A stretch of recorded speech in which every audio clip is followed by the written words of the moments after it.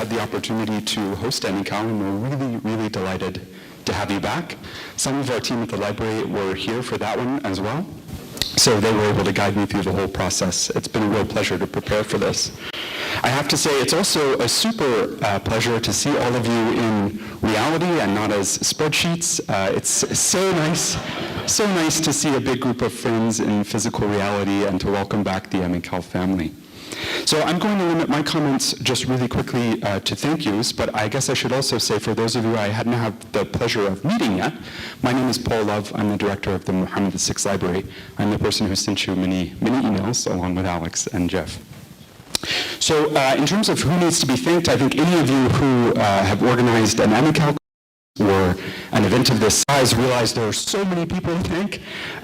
So I apologize that I can't list everyone by name, but there is a group of people that I do need to mention in particular, and that's the Mohammed VI Library team, who are responsible for everything that you have already enjoyed and hopefully will enjoy for the next couple of days.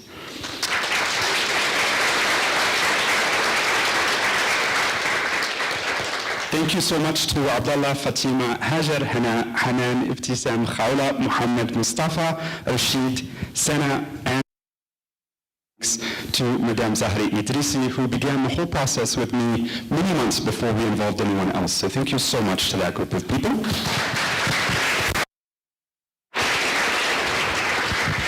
This is also the first time I have the opportunity to say publicly how much I enjoy working with that group of people. So thank you so much to the Mohammed VI Library for being a wonderful group of people. But we also haven't done that alone, of course. The library needs to thank all of the people who have worked with us on the event. So in particular, our extended family at AUI, including folks from ITS who are here with us today, services, grounds, and maintenance, and of course our fabulous cleaning staff. So thank you to all of them.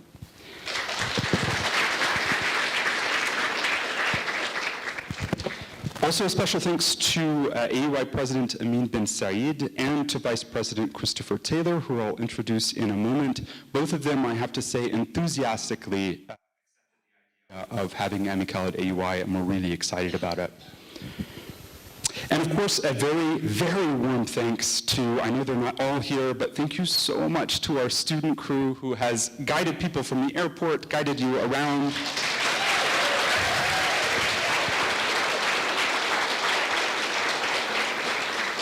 So I'll say really quickly, thank you, Abdul Fattah, Shayma, Hiba, the two imams, Khawla, Salah, and Sumia. So thank you so much. And yeah, please. And then finally, of course, thank you so much to our entire program committee, our AMICAL volunteers, and especially our organizing committee of Jeff, Alex, and Katya. There you are. Those of you who have worked with those three people know what a tremendous pleasure it is to do so, and so it's been really, really fun to work with you. Thank you so much for making this both fun and intense in a good way. And then finally, thank you to all of you for joining us here back in physical reality finally. So we're so excited to have you. Welcome to AUI. I'm going to introduce you now to Vice President Christopher Taylor. Dr. Taylor is the Vice President of Academic Affairs at AUI and is going to say a few things on behalf of AUI.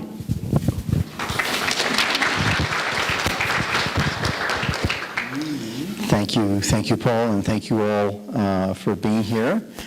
It's a great pleasure this is my second AMICAL conference. The last one was online from Karachi, so 2 years ago, and so it's wonderful to attend one in person and attend one here at AUI. On behalf of President bin Saeed, who's really sorry he can't be here, he was very excited about this conference being here and about all of you visiting once again to hold the AMICAL conference here. And he was very sorry that he had to be away this week. Sorry. Okay, very good. Anyway, I wanted to, just on his behalf, to welcome you all to AUI, to Ifrane, to Morocco. I hope everything is going well and that you will have a very fruitful 2 days here. I just wanted to say, before Jeff introduces the speaker today, that we stand, I think, historian by training. My field is medieval Islamic history, and so I tend to look at things as a historian does, and I thought I would sort of give you a very short story that I think captures the moment that we. I think that we are really standing at a change of epochs, really, of human history. What made me aware of how profound this change, this moment of change that we're living in is exactly 10 years ago. I was a faculty member at a small liberal arts college right outside of New York City. Small liberal arts college that I knew sort of vaguely as a faculty member was struggling a little bit. And then I had a battlefield promotion, right? The university went through 3 presidents in 2 years. It's now been through 5 presidents in 5 years. And so I was aware that there were issues, but like many faculty members, I think I was kind of blissfully unaware of how profound and how widespread the changes were. When I was promoted to becoming a dean, which is not a job I was seeking at all, an interim president simply called me in and said, you know, I need you to do this. And I promise it's only for 1 year. When they say that, never trust them. So I said, but what do I do? I have all my syllabi ready for tomorrow, and I was ready for teaching. He said, you can just dump those in the trash on your way out the door. I need you to do this, and so forth. So for 4 years, I served as the dean of the struggling college. And again, this college is not unique in any way. I think many colleges are struggling today. And after 4 years, I had a sabbatical coming to me, and I decided to use that sabbatical to understand exactly what was going on, because I was aware after 4 years of serving as the dean and really the chief academic officer, I realized, wow, this is much bigger than it's much bigger than this particular institution. So I took a year off to read and think, and I was reading a lot of stuff. I started off, of course, reading about change in higher ed, and there wasn't anything in there that I hadn't seen, tried, heard, you know. So I said, well, I know the world has changed in the last 25 years. And I clearly remembered, as a young professor in 1995, reading the New York Times, which I then read in a paper copy, right? And I remember reading about the huge transformations underway in journalism. And people, you know, papers were going out of business, and everything was going online, and I remember saying to myself, I am so glad I am in an industry that will never change. And for much of my career as a faculty member, it didn't change. But then, obviously, in 2013, it did change when I assumed an administrative role. And so then I said, okay, well, let me go, because I also knew after 20 years of being a faculty member that educational institutions are remarkably resistant to change, and they don't change very quickly, and they're where a lot of the change comes from, ironically, but they themselves don't reorganize themselves very quickly. And so I started reading, and in the area of, and it made sense, you know, just quickly, in the area of software development, right, and about agile methodologies, and it began to click that, well, that's where the change was coming in the early 1990s. And then finally, in 2017, I ran into this book, and it's one of those books that just really changed the way I saw everything. The first chapter in particular, when I read that, it was like the scales fell from my eyes, and I realized how profound this moment of transformation that we're living in is. And I also found hope, because in this book, I realized that this was not the first time that higher education had faced a challenge and had changed. And I was already aware that liberal arts education, I was convinced that it was perfectly suited for this moment that we live in, even though it wasn't organized well for this moment that we're living in. I was convinced that it was the right formula for the 21st century. And as I read this book, I realized, wow, okay, this has happened before, and American higher education and global higher education adapted and changed, and in this book I found hope that we would again, that we could again meet the challenge of a new age. And I think if we, if there's a bookend for this moment of transition, this book pointed out the beginning moment probably was in January of 1993 when the National Center for Supercomputer Applications produced Mosaic. You all remember Mosaic, the first really the graphical user interface that made the internet a global thing, right? And if I fast forward to November, December of 2022, when ChatGPT suddenly appeared on the scene, that would be the closing bookend for me that definitively defined that there was this 3-decade moment where historical transformation really happened. So I think that this conference and all of you are living, and libraries, as we know, have been, if anything has transformed the most, I think, at institutions of higher education in the last 30 years, it's been libraries. I remember changes, watching those changes take place, and I think librarians have really been on the cutting edge of these changes that are unfolding. And so most of you have been sort of warning and telling people, hey, things are changing,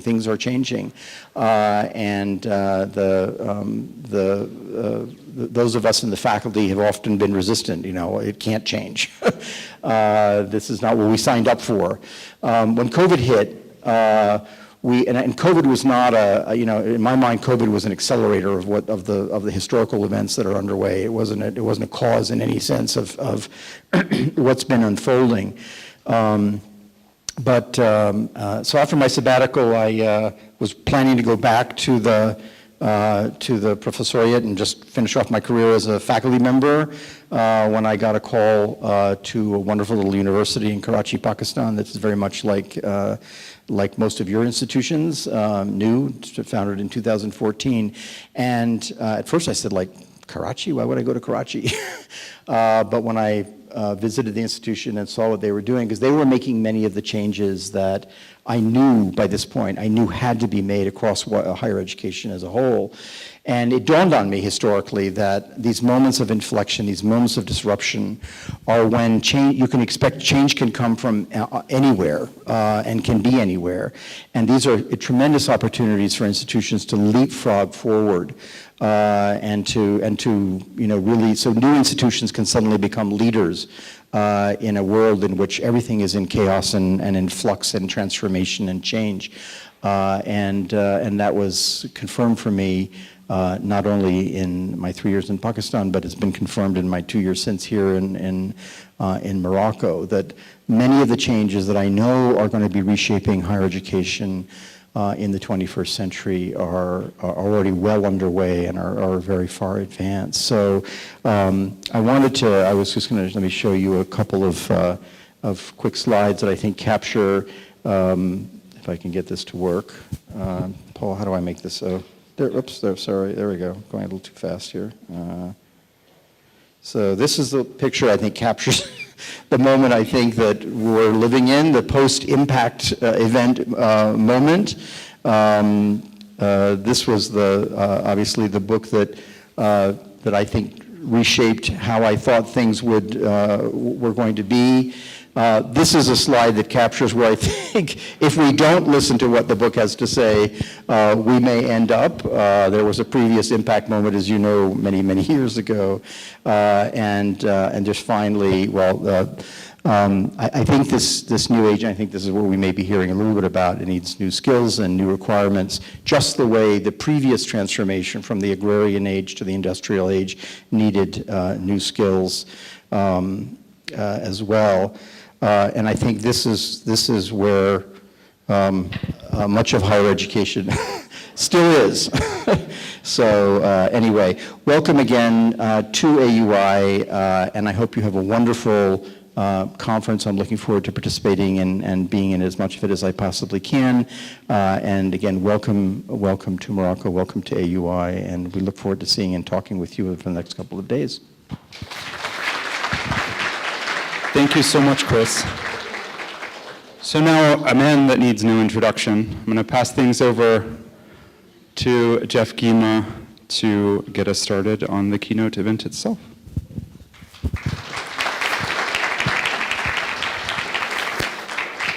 So unfortunately, there'll be a little bit of delay. I do want to say just a few words from the consortial perspective about this event before we introduce our keynote speaker that everyone is waiting to hear from.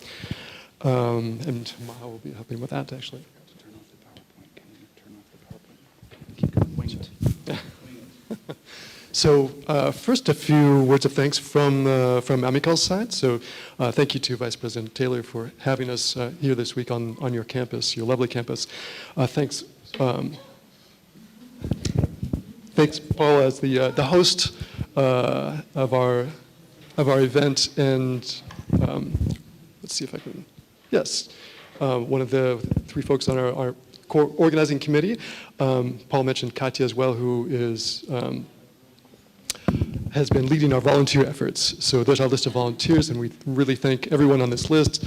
Katya Komporova, Nadine, Maria, Gegana, Maha, Rosa, Fiona, Yumna, Noor, Jasmina, Manlio, Cleli, Meredith, Lily, Steve, and Ahmad. Thank you so much for volunteering to help out with the event.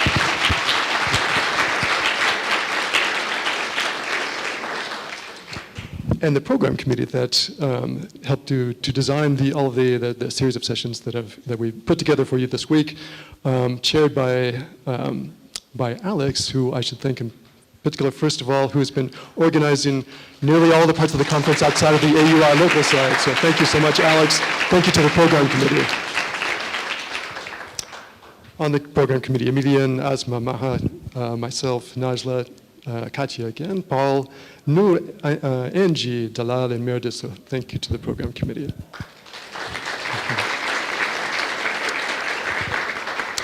Thanks to our invited speakers who have traveled so far to share your insights with us this week. It's been a long trip for many of you. And a few words of thanks just to the platinum sponsors, Paralego and EBSCO, who are sponsoring our dinners this week. So the wonderful dinner last night, and with Paralego, and EBSCO sponsoring the dinner tonight, this evening at the conference center.